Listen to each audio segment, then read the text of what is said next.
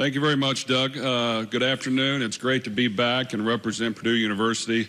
I'm excited to be here. It's a great time for everyone. The football season is approaching, and I know our team is excited to get things underway.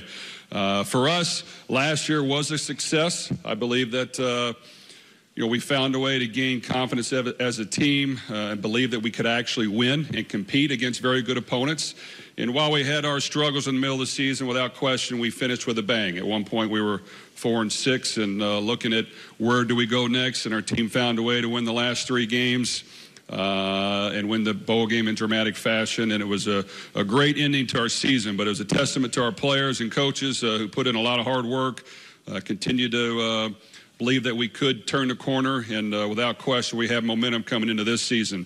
We were happy with the fan turnout, and our Purdue faithful definitely represented us and came out full force and was a big difference in a lot of our games, and we're looking forward to everyone coming out again and support the team. This year is a challenging schedule. Opening up with Northwestern at home is a great opportunity for our football team to play a team of that caliber, a team that beat us pretty good last year and is well coached, outstanding players that play the game the way it's supposed to be played, and it'll be a great challenge. But I do like playing a tough opponent the first game. I think last year we played a Louisville opponent that was heavily a favorite against us. We found a way to keep it close, coming in at halftime with the lead, and even though we didn't win, we gained a lot from that loss, and it helped us for the next couple of weeks for sure. So first game's important. We have a 4-game homestand to start the season, but our guys have worked hard. I know the expectations are higher, but our players are looking forward to it, and they've worked hard. Our players and our coaches understand that for us, we've got to be ready game one. It's important to start the season the way we finished.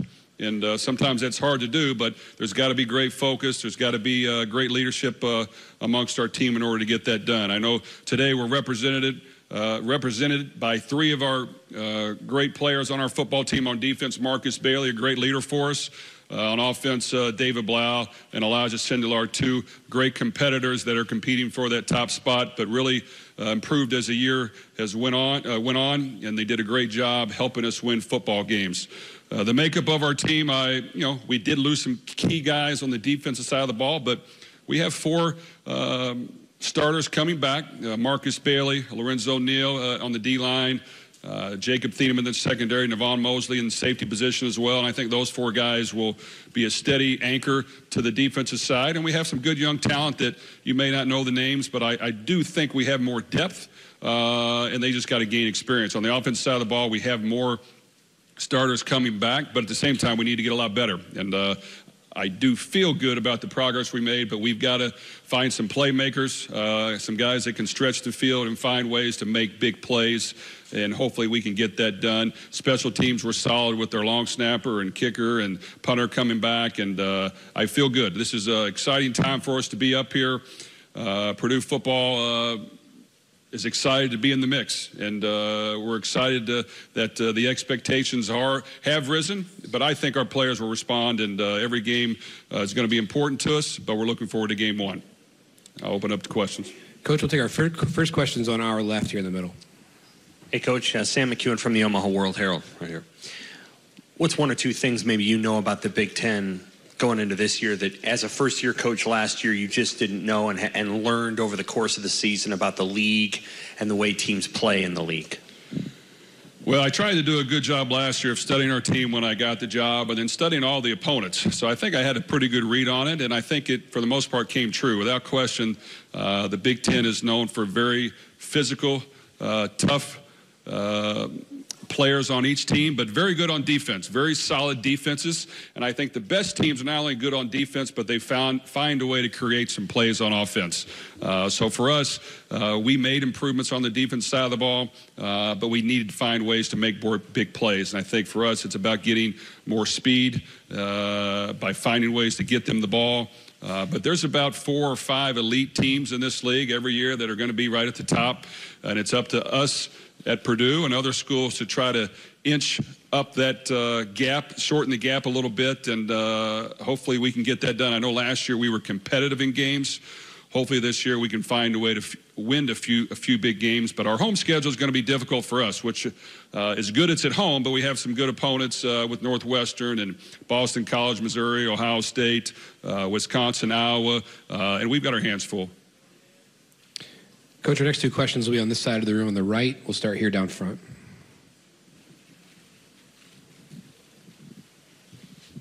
Hey, Coach. Ryan McNeil, Athletics Unfiltered. First 4 games are at home, but like you mentioned, a really tough schedule. How do you balance starting strong with the chance that there could be a 4-6 start and that kind of thing repeating from last year? Well, for us, I think we're in a little bit different boat as some of the other teams. We actually have 11 Power 5 teams on our schedule, and we enjoy that aspect of it. I think we need that. It's important for us to play great competition, and while we may not win as many as we would like, it will help our team get better. So we're excited about the schedule we have. We know each and every week it's going to be a tough opponent. It's going to be a challenge, but we've got Northwestern at home, which is going to be a great challenge for us, a team that beat us, like I said, very handily last year, and then Eastern Michigan. But then our non-conference of Missouri and Boston College, that'll be a test, both bowl teams, and then into conference play. So for us, it's about getting better and hopefully finding a way to get over that 6-win threshold and see if we can build on that. But we're encouraged by the schedule we have, and I know our fans will come out and enjoy watching those games. Coach, our next question will be here in the middle of the room toward the back right there.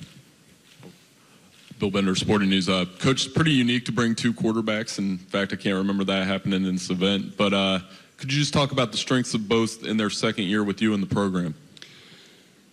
Well, I really feel that while it is uncommon to bring 2 quarterbacks, I felt it was the right thing to do. I think both guys are great ambassadors for our university. They've done a tremendous job to work extremely hard to get better. And quite honestly, they helped us win football games towards the end of the year. And David Blau, unfortunately, came down with a severe injury that required surgery. Elijah Sindelar, fortunately, again, when he came in, he had played in some meaningful games and meaningful minutes and played lights out the last 4 games, especially the last 3.5 with a torn ACL, but really played outstanding football. So both guys, I believe, were playing their best football at the end of the year. David is very cerebral. He's an accurate passer. He's played a lot of football games.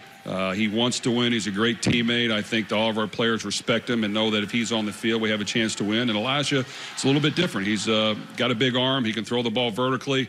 He can fit it in tight windows. He's not bashful to do that. And he had great numbers the last 4 games and helped us win. So both young men to handle this position of 2 quarterbacks, I couldn't ask for 2 better people to do it with. So it's made that aspect of it much easier. They both bring it every day. They compete. I do think the competition brings out the best of both of them. I do think the competition that they have lets our other positions know that that's what we're looking for, and they need to raise their level of play. But I couldn't ask for 2 better people. They do things the right way off the field, and I know that while it is a problem, it's a good problem to have. Coach, we'll go all the way to our left here for the next question. Hi, Jeff. Mike Carmen, Lafayette Journal and Courier. Last year, you had to get your team to believe it could compete, it could win at the highest level.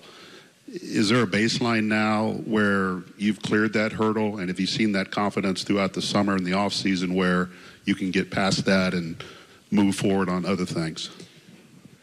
It was important to get our guys to find a way to have confidence and believe. And last year was a process throughout spring practice, summer practice, fall camp. While we made some strides, really in scrimmage situations that didn't quite carry over as much as I would like. So it wasn't really until halftime of the first game against Louisville where we came in with a lead. If you came into our locker room, you'd have thought we won a Super Bowl. Our guys were happy. You could see that belief that, you know what, maybe we are a little better than we thought. Maybe we can compete against these teams. And while we didn't finish the game, it was something we built on. So now that we've been able to go through a little struggles in the middle of the year and find a way to win, our guys are feeling more confident that if they do all the small things right, if they work hard, if they play together, that we can compete and we can win. So our margin for error is not big, so we understand that. We get it. So that's why coaching and has to be great. Our players have to, not beat themselves. But I do think our guys are looking forward to this season. I think that they believe that we have improved. I think they firmly believe we've made strides, and I know that they're encouraged by the progress that we made, and I think they've worked extremely hard to this point. So I'm excited to watch them play and see it unfold, but hats off to our players, because to see a lot of our seniors experience success last year and to see the gratitude they had and how much it meant to them, it was a rewarding season that we all got to build on. Time for one final question. Coach will stay in the same spot in the room on the left. Hey, Jeff. Mike DeFabo, CNHI. Follow up on another question about the quarterbacks. Last year, it seemed when both were healthy, you kind of settled into a rotation where one played the first quarter, the other guy played the second. Do you expect a similar kind of rotation, or do you hope to settle that battle maybe in training camp or throughout the season? We're going to let the quarterback position and the battle play out. It's hard to say at this point. Without question, I'm not opposed to playing two guys. If we feel like it's a close competition and they both can bring value to the team, if one guy emerges, I'm fine with that, okay. I do think both young men have improved. I do feel confident that if we have the right pieces around them, those two quarterbacks are good enough to win with, as long as they're doing the small things correctly. I feel good that whoever's in there will have a chance to win. So we'll let this thing play out. Hopefully about a week and a half before the first game, when you really start to concentrate on your first opponent, we'll maybe have a starter ready to go and the other guy on deck ready to step in when we need him.